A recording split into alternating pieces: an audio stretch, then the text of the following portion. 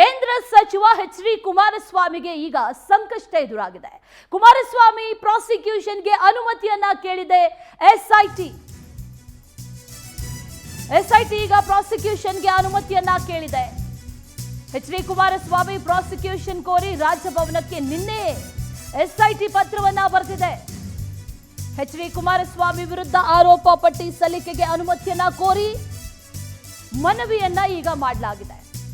H D. ಕುಮಾರಸ್ವಾಮಿಗೆ ಈಗ ಸಂಕಷ್ಟ ಎದುರಾಗಿದೆ. ಎಸ್ಐಟಿ ಈಗ ಪ್ರಾಸಿಕ್ಯೂಷನ್ಗೆ ಕೋರಿ ಅನುಮತಿಗೆ ಕೋರಿ ಈಗಾಗಲೇ ಪತ್ರವನ್ನ ಬರೆದಿರೋದು, ನಿನ್ನೆಯೇ ಪತ್ರವನ್ನ ಬರೆದಿದೆ ಅನ್ನುವಂತ ಮಾಹಿತಿ ಕೂಡ ಲಭ್ಯ ಆಗ್ತಾ ಇದೆ. ಎಚ್.ಡಿ. ಕುಮಾರಸ್ವಾಮಿ ಅವರ ವಿರುದ್ಧ ಆರೋಪ ಪಟ್ಟಿಯನ್ನ ಸಲ್ಲಿಕೆ ಮಾಡಬೇಕು ಅನ್ನುವಂತ ನಿಟ್ಟಿನಲ್ಲಿ ಅನುಮತಿಯನ್ನ ಕೋರಿ ಗವರ್ನರ್ಗೆ ಈಗ ಮನವಿಯನ್ನ ಮಾಡಲಾಗಿದೆ. ಆ ಲೆಟರ್ ಅನ್ನ ಗಮನಿಸ್ತಾ ಇದ್ದೀವಿ. ಮನವಿಯನ್ನ ಮಾಡಿದ್ದಾರೆ, ಮನವಿ ಪತ್ರವನ್ನ ಕೂಡ ಬರೆದಿದ್ದಾರೆ. ನಿನ್ನೆಯೇ ಎಸ್ಐಟಿ ಈ ಪತ್ರವನ್ನ ಬರೆದಿದೆ ಅನ್ನುವಂತ ಮಾಹಿತಿ ಕೂಡ ಲಭ್ಯ ಆಗ್ತಾ ಇದೆ. ಎಚ್.ಡಿ. ಕುಮಾರಸ್ವಾಮಿ ಪ್ರಾಸಿಕ್ಯೂಷನ್ಗೆ ಕೋರಿ ಈಗ ರಾಜಭವನಕ್ಕೆ ಪತ್ರ ಬರೆಯಲಾಗಿದೆ. 2007ರಲ್ಲಿ ಎಚ್.ಡಿ. ಕುಮಾರಸ್ವಾಮಿ ಸಿಎಂ ಆಗಿದ್ದಂತಹ ಸಂದರ್ಭದಲ್ಲಿ ಸಂಡೂರಿನಲ್ಲಿ ಅಕ್ರಮ ಗಣಿಯನ್ನ ಮಂಜೂರು ಮಾಡಿದ್ರು. ಎಸ್ಎಸ್ವಿಎಂ ಕಂಪನಿಗೆ ಗಣಿ ಮತ್ತು ಖನಿಜ ನಿಯಮವನ್ನ ಉಲ್ಲಂಘಿಸಿ 550 ಎಕರೆ ಗಣಿ ಗುತ್ತಿಗೆ ಕೊಟ್ಟಿದ್ರು. 2011ರಲ್ಲಿ ಲೋಕಾಯುಕ್ತ ನ್ಯಾಯಮೂರ್ತಿ ಸಂತೋಷ್ ಹೆಗ್ಡೆ ವರದಿಯನ್ನ ಕೂಡ ಸಲ್ಲಿಸಿದ್ರು. ಈ ಅಕ್ರಮ ಗಣಿಗಾರಿಕೆಯ ಕುರಿತು ಸಲ್ಲಿಸಿದ್ದ ವರದಿಯಲ್ಲಿ ಅದರ ಬಗ್ಗೆ ಉಲ್ಲೇಖ ಕೂಡ ಆಗಿತ್ತು. ಲೋಕಾಯುಕ್ತ ವರದಿಯನ್ನ ಆಧರಿಸಿ ಈಗ ಎಸ್ಐಟಿ ತನಿಖೆಯನ್ನ ನಡೆಸಿ ವರದಿಯನ್ನ ಕೂಡ ಸಲ್ಲಿಸಿತ್ತು. ಎಚ್.ಡಿ. ಕುಮಾರಸ್ವಾಮಿ ಆರೋಪಗಳಿಗೆ ಸಂಬಂಧಿಸಿ ರಾಜಭವನ ಕೆಲ ಸ್ಪಷ್ಟನೆಗಳನ್ನ ಕೂಡ ಕೇಳಿತ್ತು.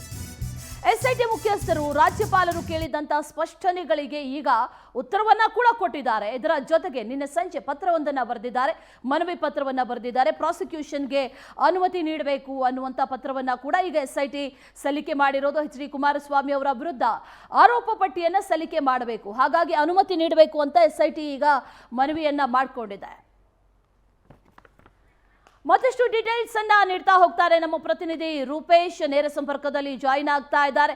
ರೂಪೇಶ್, ಎಚ್.ಡಿ. ಕುಮಾರಸ್ವಾಮಿ ಅವರ ಈ ಗಣಿ ಅಕ್ರಮದ ಬಗ್ಗೆ ನಾವು ಈಗಾಗಲೇ ಸಾಕಷ್ಟು ವಿಸ್ತೃತವಾದ ವರದಿಯನ್ನ ಕೂಡ ಬಿತ್ತರ ಮಾಡಿದ್ವಿ. ಈಗ ಎಸ್ಐಟಿ ಅನುಮತಿಯನ್ನ ಕೋರಿರೋದು ಏನಾಗಬಹುದು ಮುಂದೆ?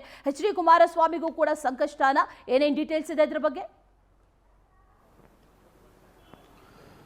ಅಶ್ವಿನಿ, ಒಂದು ಕಡೆ ಸಿಎಂ ಸಿದ್ದರಾಮಯ್ಯರು ಕೂಡ ಪ್ರಾಸಿಕ್ಯೂಷನ್ ಸಂಕಷ್ಟ, ಪ್ರಾಸಿಕ್ಯೂಷನ್ಗೆ ಅನುಮತಿಯನ್ನು ರಾಜ್ಯಪಾಲರು ಕೊಟ್ಟಿದ್ದಾರೆ. ಇದರ ಬೆನ್ನಲ್ಲೇ ಮತ್ತೊಂದು ಪ್ರಕರಣ ಇದೀಗ ಬೆಳಕಿಗೆ ಬರ್ತಾ ಇದೆ. ಹೊಸ ಪ್ರಕರಣ ಅಂತಲ್ಲ, 2023 ನವೆಂಬರ್ 21ರಂದೇ ಕುಮಾರಸ್ವಾಮಿ ವಿರುದ್ಧ ಪ್ರಾಸಿಕ್ಯೂಷನ್ ನಡೆಸಬೇಕು, ಇದಕ್ಕೆ ಅನುಮತಿ ಕೊಡಿ ಅಂತೇಳಿ ಎಸ್ಐಟಿ ಪತ್ರವನ್ನು ಬರೆದಿದೆ. ಹೀಗಾಗಿ ಈ ಪತ್ರ ಈಗ ರಾಜ್ಯಪಾಲರ ಹಿಂದೆ ಸಲ್ಲಿಸಿತ್ತು. ಅದಾದ ಬಳಿಕ ರಾಜ್ಯಪಾಲರು ಒಂದಿಷ್ಟು ಸ್ಪಷ್ಟನೆಯನ್ನು ಕೇಳಿದ್ರು. ಏನಂತ ಸ್ಪಷ್ಟನೆ ಕೇಳಿದ್ರು ಅಂತ ಹೇಳಿದ್ರೆ, ಈ ಪ್ರಕರಣ ಸಂಬಂಧಪಟ್ಟಂತ ಒಂದಿಷ್ಟು ಡೀಟೇಲ್ಸ್ ಕೊಡಿ ಅಂತೇಳಿ ಎಸ್ಐಟಿ ಮುಖ್ಯಸ್ಥರಿಗೆ ಕೇಳಿದ್ರು. ಹೀಗಾಗಿ ಎಸ್ಐಟಿ ಮುಖ್ಯಸ್ಥರು ಹೇಳ್ತಾರೆ ಅಂತ ಹೇಳಿದ್ರೆ, ಎಸ್ಐಟಿ ಮುಖ್ಯಸ್ಥರಿಗೆ ಒಂದಿಷ್ಟು ಮಾಹಿತಿ ಬೇಕಾಗಿರುತ್ತೆ. ಹೀಗಾಗಿ ಆ ಮಾಹಿತಿಗಳನ್ನು ಎಸ್ಐಟಿ ಮುಖ್ಯಸ್ಥರ ಬಳಿ ಪಡ್ಕೊಳ್ತಾರೆ. ಹೀಗಾಗಿ ಮತ್ತೊಮ್ಮೆ ಎಸ್ಐಟಿ ಮುಖ್ಯಸ್ಥರು ಈ ಒಂದು ವಿಚಾರವಾಗಿ ಕುಮಾರಸ್ವಾಮಿ ಅವರ ಪ್ರಾಸಿಕ್ಯೂಷನ್ಗೆ ಅನುಮತಿಯನ್ನು ಕೊಡಿ ಅಂತ ಹೇಳಿ ಈಗ ಮತ್ತೊಮ್ಮೆ ಮನವಿಯನ್ನು ಮಾಡ್ಕೊಂಡಿದ್ದಾರೆ. ಹೀಗಾಗಿ ಮನವಿಯನ್ನು ಮಾಡ್ಕೊಂಡಿರೋದ್ರಿಂದ ಈ ಪ್ರಕರಣವನ್ನು ನೋಡೋದಾದ್ರೆ 2007ರಲ್ಲಿ ಅಕ್ರಮವಾಗಿ ಗಣಿಗಾರಿಕೆಗೆ ಅನುಮತಿಯನ್ನು ಕೊಟ್ಟಿದ್ದಾರೆ. ಎಸ್ಎಸ್ವಿಎಂ ಕಂಪನಿಗೆ ಅವಕಾಶ ಮಾಡಿಕೊಟ್ರು. ಈ ಮೂಲಕವಾಗಿ ರಾಜ್ಯದ ಬೊಕ್ಕಸಕ್ಕೆ ಒಂದಿಷ್ಟು ಹಾನಿಯಾಯಿತು ಅಂತೇಳಿ, ಸಮಸ್ಯೆ ಆಯಿತು ಅಂತೇಳಿ ಆರೋಪ. ಕೇವಲ ಆರೋಪ ಅಲ್ಲ, ಇದಾದ ಬಳಿಕವಾಗಿ ಲೋಕಾಯುಕ್ತ ತನಿಖೆ ಆಗುತ್ತೆ. ಲೋಕಾಯುಕ್ತದ ಅಂತ ಹೇಳಿದ್ರೆ ನ್ಯಾಯಮೂರ್ತಿ ಸಂತೋಷ್ ಹೆಗ್ಡೆ ಅವರೇ ಈ ಬಗ್ಗೆ ವರದಿಯನ್ನು ನೀಡ್ತಾರೆ. ಅದಾದ ಬಳಿಕವಾಗಿ ಎಸ್ಐಟಿ ರಚನೆ ಆಗುತ್ತೆ. ಯಾಕಂತ ಹೇಳಿದ್ರೆ ಅಕ್ರಮ ಗಣಿಗಾರಿಕೆ ತನಿಖೆ ಮಾಡಬೇಕು ಅಂತೇಳಿ ಒಂದಿಷ್ಟು ಎಸ್ಐಟಿ ರಚನೆ ಆಗುತ್ತೆ. ಎಸ್ಐಟಿ ಸತತವಾಗಿ ತನಿಖೆಯನ್ನು ಮಾಡುತ್ತೆ. ತನಿಖೆಗೆ ಅಂತಿಮ ಹಂತಕ್ಕೆ ಬಂದಿದೆ. ಈಗ ಒಂದಿಷ್ಟು ಆರೋಪಗಳು, ಯಾಕಂತ ಹೇಳಿದ್ರೆ ಚಾರ್ಜ್ ಸಿದ್ದರಾಮಯ್ಯ ವಿಚಾರದಲ್ಲಿ ಚಾರ್ಜ್ ಫ್ರೇಮ್ ಆಗಿಲ್ಲ ಅಂತೇಳಿ ಕಾಂಗ್ರೆಸ್ ಕ್ಲೈಮ್ ಮಾಡ್ಕೊಳ್ತಾ ಇದೆಯಲ್ಲ, ಅದೇ ರೀತಿಯಾಗಿ ಕುಮಾರಸ್ವಾಮಿ ವಿರುದ್ಧವಾಗಿ ಚಾರ್ಜ್ ಫ್ಲೇಮ್ ಆಗಿದೆ. ಯಾಕಂತ ಹೇಳಿದ್ರೆ ಈಗ ಮೂಡಾ ಪ್ರಕರಣಕ್ಕೆ ಸಂಬಂಧಪಟ್ಟಂತೆ ಸಿದ್ದರಾಮಯ್ಯನವರು ಏನೇನು ಅಕ್ರಮ ಮಾಡಿದ್ದಾರೆ, ಏನೇನು ಸಮಸ್ಯೆ ಆಗಿದೆ ಯಾವುದೂ ಕೂಡ ಚಾರ್ಜ್ ಫ್ರೇಮ್ ಆಗಿಲ್ಲ. ಆದರೆ ಕುಮಾರಸ್ವಾಮಿ ಏನು ಅಕ್ರಮಗಳಿಗೆ ಸಂಬಂಧಪಟ್ಟಂತೆ ಎಸ್ಐಟಿ ಸಮಗ್ರವಾಗಿ ತನಿಖೆ ಮಾಡಿ ಇಲ್ಲಿ ಆರೋಪ ಪಟ್ಟಿಯನ್ನು ಸಲ್ಲಿಸಬೇಕು ಅಂತ ಸಿದ್ಧತೆಯಲ್ಲಿದೆ. ಹೀಗಾಗಿ ಇಲ್ಲಿ ಸಮಗ್ರವಾಗಿ ತನಿಖೆ ಮಾಡಿಸಬೇಕಾದ್ರೆ ಪ್ರಾಸಿಕ್ಯೂಷನ್ ಅನುಮತಿ ಬೇಕಾಗುತ್ತೆ. ಹೀಗಾಗಿ ಇದಕ್ಕೆ ಅವಕಾಶ ಮಾಡಿಕೊಡಿ ಅಂತೇಳಿ ಈಗ ರಾಜ್ಯಪಾಲರಿಗೆ ಮನವರಿಕೆಯನ್ನು ಮಾಡಿಕೊಟ್ಟಿದ್ದಾರೆ. ಹೀಗಾಗಿ ಹೀಗಾಗಿ ರಾಜ್ಯಪಾಲರು ಏನು ಮಾಡ್ತಾರೆ ಯಾಕಂತ ಹೇಳಿದ್ರೆ ಈಗ ರಾಜ್ಯಪಾಲರು ಸಿದ್ದರಾಮಯ್ಯರಿಗೊಂದು ನ್ಯಾಯ ಅಥವಾ ಕುಮಾರಸ್ವಾಮಿಗೆ ನ್ಯಾಯ ಮಾಡಿಕೊಟ್ಟಿದೆ ಹೌದಾದ್ರೆ ಇದು ರಾಜಕೀಯ ಸಂಘರ್ಷವಾಗುತ್ತೆ.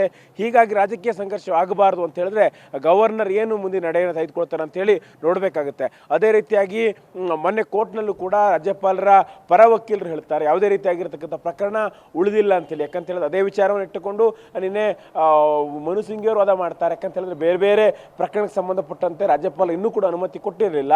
ಹೀಗಾಗಿ ಸಿದ್ದರಾಮಯ್ಯದು ಒಂದು ಪ್ರಯರ್ ಆಗಿರತಕ್ಕಂಥ ಮೆಥಡ್ಗಳನ್ನು ಅನುಸರಿಸಿಲ್ಲ, SOP ಅನ್ನು ಅನುಸರಿಸಿಲ್ಲ, ಅದೇ ರೀತಿ ತುರಾತುರಲ್ಲಿ ಅನುಮತಿಯನ್ನು ಕೊಟ್ಟರು ಅಂತೇಳಿ ಆರೋಪವನ್ನು ಮಾಡಿದ್ರು.